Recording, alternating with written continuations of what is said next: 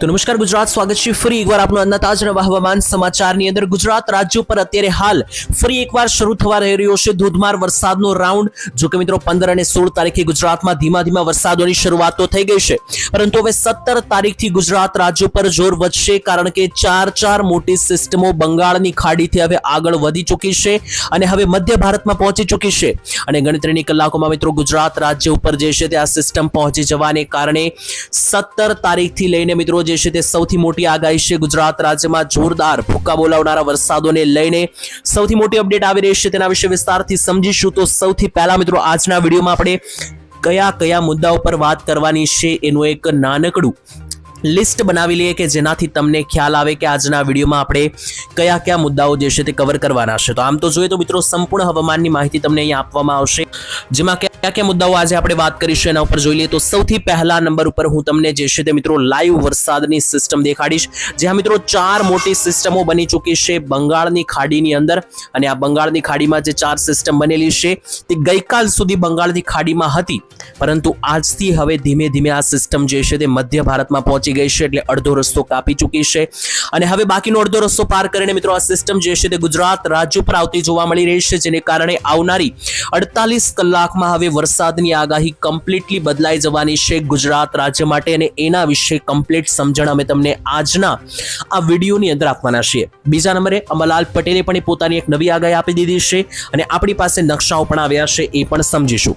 અને મેઇન વાત મિત્રો આપણે 17 તારીખ માટે કરવાની છે, શુક્રવારનો દિવસ, અને 17 તારીખ આખો દિવસ કેવો રહેશે શુક્રવાર, અને 17 તારીખનો સવારથી લઈને મોડી રાત સુધી કેવો વરસાદ પડશે એ બધી માહિતી તમને આપીશું। અને સાથે 16 તારીખ સવારથી લઈને રાત્રિ સુધી સારો એવો વરસાદ પડ્યો છે આખો દિવસ, તો એ જે વરસાદ પડ્યો છે એના પણ મારી પાસે ફોટા આવ્યા છે, તો ચાલો મિત્રો એ ફોટાઓ પણ એક સાથે જોઈ લઈએ। તો મિત્રો સૌથી પહેલા મારે તમને વરસાદની સિસ્ટમ સમજાવી છે, પછી આપણે એ બધી ફોટા અને અન્ય માહિતીઓ છેલ્લે જોશું, પરંતુ પહેલા જે છે તે આપણે અહીંયા વરસાદની લાઈવ સિસ્ટમ જોઈ લઈએ અને લાઈવ અપડેટ ઉપર ધ્યાન કરીએ। તો મિત્રો અહીંયા તમે લાઈવ જોઈ શકો કે મિત્રો આજે વરસાદની સિસ્ટમો છે તે અત્યારે મધ્ય ભારતમાં આવી ચૂકી છે, એટલે અત્યારે મિત્રો ગુજરાત રાજ્ય ક્યાં આવેલું છે, સિસ્ટમો ક્યાં છે મિત્રો અહીંયા તમને પ્રોપર લખીને સમજાવું તો ગુજરાત રાજ્ય જે છે તે આ લીલા કલરના સર્કલમાં મિત્રો આવેલું છે, અને બાકી મિત્રો બંગાળની ખાડી જે છે તે આ બાજુ આ બ્લેક કલરના ચોરસ બોક્સની અંદર જે છે તે મિત્રો આ બંગાળની ખાડી છે, અને બંગાળની ખાડીમાં ગઈકાલે સિસ્ટમ જે છે તે આ જેટલી પણ સિસ્ટમ વચ્ચે તમે જોશો એ ગઈકાલે અહીંયા બંગાળની ખાડીમાં હતી, પરંતુ અત્યારે જુઓ તો આ બધી જ સિસ્ટમો મિત્રો જે છે તે અત્યારે હાલ તમે અહીંયા જોશો કે બંગાળની ખાડીથી આગળ વધીને મધ્ય ભારત ઉપર આવી ગઈ છે, અને આ સિસ્ટમ હવે જેવી મિત્રો અહીંયા બંગાળની ખાડીથી આગળ વધીને મધ્ય ભારતમાં આવી છે, એવી ત્યાંથી પણ આગળ વધીને આ રીતની ગુજરાત પહોંચશે, એટલે ગુજરાત રાજ્ય ઉપર સૌથી મોટો ડર એક સાથે જે 4 સિસ્ટમો બનેલી છે, લો પ્રેશરીય સિસ્ટમ અને અન્ય પણ જે સિસ્ટમો જે બંગાળની ખાડીમાં અત્યારે જે આકાર બનાવી રહી છે, તો એને આધારે જે છે તે મિત્રો તમને વરસાદની હવે ચહેલ પહેલ વધતી જોવા મળશે। ગુજરાત રાજ્ય પર અત્યારે વાદળો પણ પહોંચી ચૂક્યા છે। જી હા મિત્રો, અગાઉ સિસ્ટમ થોડી દૂર છે, પરંતુ જોશો તો મહદઅંશે નાના વાદળો તમને અહીંયા દેખાશે। આ ગુજરાત રાજ્યનો આખો વિસ્તાર છે, અને અહીંયા આસપાસ મિત્રો તમે જોશો તો જોઈ લો આ વાદળો જે છે તે ગુજરાતમાં 15 તારીખના છે, 16 તારીખે પણ ગુજરાતમાં સારા ઝાપટા પડ્યા છે, 2 ઇંચ સુધીના વરસાદો પણ એક તાલુકા ઉપર અહીંયા પડ્યા છે 16 તારીખની અંદર, પરંતુ હવે 17 તારીખથી ગુજરાતના કયા જિલ્લામાં કેટલો વરસાદ પડશે તો ચાલો મિત્રો હવે આપણે એક ગામના નામ લઈને મિત્રો જણાવી દઈએ। એક ગામના નામને આધારે જે છે મિત્રો હવે આપણે આગળ અપડેટ લઈએ અને જોઈએ કે કેવું દેખાઈ રહ્યું છે 17 તારીખનું હવામાન। તો મિત્રો જોઈ લો 17 તારીખ પણ ગુજરાતમાં જે છે તે મધ્યમ લેવલના વરસાદ જોવા મળી રહ્યા છે। એક પ્રકારે મિત્રો જોશો તો અહીંયા આખા ગુજરાતમાં જે છે તે હું તમને હવે એક ગામના નામ સાથે જણાવું કે કઈ જગ્યાએ કેવો વરસાદ જોવા મળી રહ્યો છે 17 તારીખ અને શુક્રવારની અંદર, જેમાં એક ગામના નામ સાથે હવે સમજવાનું જે છે તે આપણે શરૂઆત કરીએ દક્ષિણ ગુજરાતની સાથે। તો દક્ષિણ ગુજરાતમાં પણ છૂટા છવાયા મધ્યમથી ભારે વરસાદની સૌથી મોટી આગાહીઓ આવી રહી છે। એક જિલ્લા અને તાલુકા આધારે સમજીએ તો જોઈ લો દક્ષિણની અંદર જે નવસારી તાપી લાગુના જે આસપાસના વાપી લાગુના વિસ્તારો છે ત્યાં જોશો તો આહવાસ, ડાંગ, બારડોલી, સાપુતારા, નવસારીથી લઈને મિત્રો અહીંયા જોશો તો મિત્રો બાકીના પણ અહીંયા વલસાડ લાગુના વિસ્તારો ઉપર આવીએ તો મિત્રો જોઈ લો વ્યારા, કોસંબાના વિસ્તારોથી લઈને સુરતથી ઉપર મિત્રો જોઈએ તો આસપાસ જે મિત્રો ભરૂચ, અંકલેશ્વર આવે છે, તેની સાથે તાપી, નર્મદા, આ બધા જ વિસ્તારોની અંદર દક્ષિણ ગુજરાતમાં જે છે તે આવતા તમામ તાલુકાઓની અંદર અહીંયા ખાસ મધ્યમથી લેવલના ભારે લેવલના વરસાદો જે છે તે અહીંયા જોવા મળી રહ્યા છે।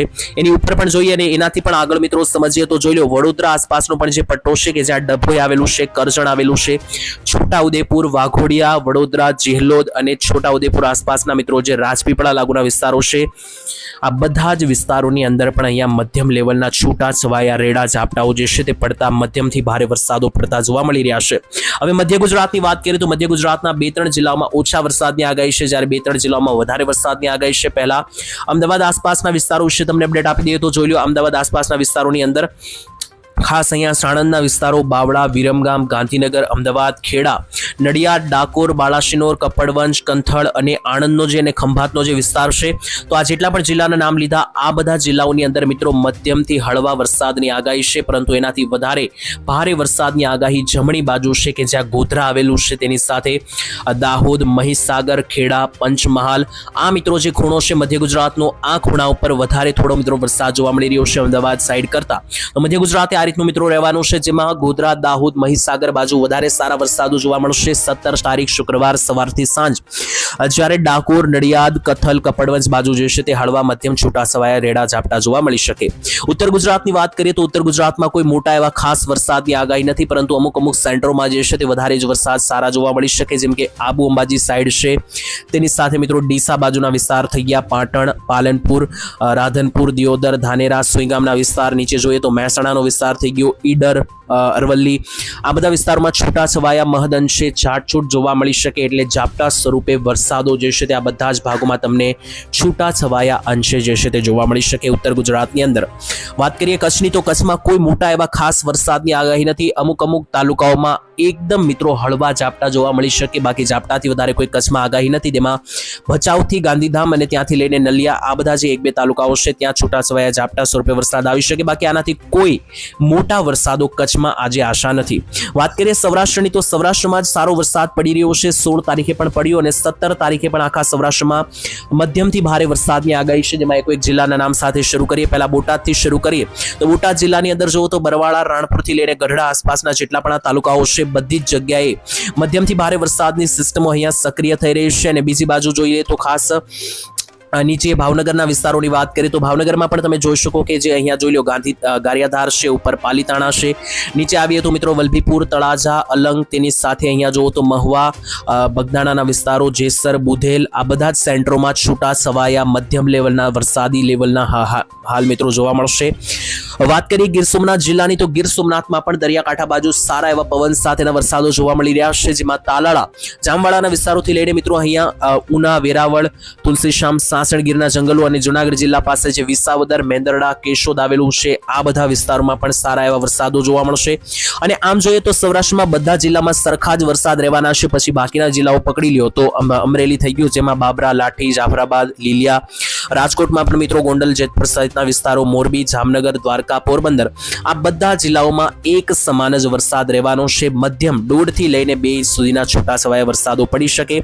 બાકી મિત્રો અત્યારે આખા ગુજરાતની વાત કરીએ. હવે છેલ્લે હું તમને એક વાત કહી દઉં કે આજે રાઉન્ડ છે મિત્રો, અત્યારે 17 તારીખની અપડેટ મેં તમને આપી, પરંતુ 19 તારીખ સુધીનો પણ જે રાઉન્ડ રહેવાનો છે, તો એ રાઉન્ડ મિત્રો આ બીજો રાઉન્ડ છે ને આ એકદમ હળવો રહેવાનો છે, નરમ રાઉન્ડ રહેવાનો છે, એટલે તમને આમાં 1.5-2 વધુમાં વધુ 2 ઇંચ સુધીના વરસાદો જોવા મળી શકે. એના ઉપર કોઈ મોટા વરસાદની આગાહી નથી. બાકી જે ત્રીજો રાઉન્ડ છે જેના વિશે અંબાલાલ પટેલે કીધું છે 22 તારીખ પછીનો, એમાં ખાસ સારા વરસાદની આગાહી રહેવાની છે. એ મિત્રો જ્યારે નજીક આવશે તારીખો ત્યારે અપડેટ આપીશું. અત્યારે મેં તમને આજની તારીખ પ્રમાણે જણાવ્યું. બાકી સિસ્ટમો પણ મેં હમણાં તમને દેખાડી એ જ રીતની આઈએમડી તરફથી પણ નકશો મૂકવામાં આવ્યો છે હવામાન વિભાગનો, અને આ નકશામાં જોઈ લો મિત્રો સેમ ટુ સેમ એવું દ્રશ્ય જોવા મળી રહ્યું છે. એક બાજુ ગુજરાત છે અને બંગાળની ખાડીની સિસ્ટમ મધ્ય ભારતમાં આવી ગઈ છે અને હવે સીધી ગુજરાત તરફ આગળ આવશે 1-2 દિવસમાં. એની સાથે 16 તારીખે જે વરસાદ પડ્યા અને 1-2 મિત્રો ઝાપટાના મારે તમને ફોટા દેખાડવા છે, તો જોઈ લો આ કચ્છનો ફોટો છે. કચ્છના મિત્રો ગાંધીધામમાં મધ્યમ લેવલનું ઝાપટું પડ્યું ગઈ 16 તારીખે. એની સાથે મિત્રો જોઈ લો 16 તારીખે અમરેલી જિલ્લામાં પણ ઘણા બધા તાલુકાઓમાં છૂટા છવાયા વરસાદો પડ્યા છે. અને એની સિવાય જુઓ તો મિત્રો આ ફોટો છે રાજકોટનો, એની સાથે આ મોરબી. તો આમ મિત્રો છૂટા છવાયા લેવલે ઘણા બધા વરસાદો પડ્યા છે. અને હવામાન વિભાગે એક નકશો જાહેર કર્યો છે આજના હવામાન માટે, નાવકાસ્ટ અનુસારનો આ નકશો છે. તો જોઈ લઈએ કયા કયા ભાગોમાં કેટલું એલર્ટ આપવામાં આવ્યું છે. તો મિત્રો આ જે નકશો નાવકાસ્ટ અનુસાર જાહેર કરવામાં આવ્યો છે એની અંદર જોશો તો ઓરેન્જ એલર્ટ આપવામાં આવ્યું છે કચ્છ, મોરબી, સુરેન્દ્રનગર, બોટાદ અને રાજકોટ આ જિલ્લામાં ઓરેન્જ એલર્ટ છે, એટલે અહીંયા મિત્રો ખાસ 1 થી 1.5 ઇંચ સુધીના વરસાદો પણ પડી શકે.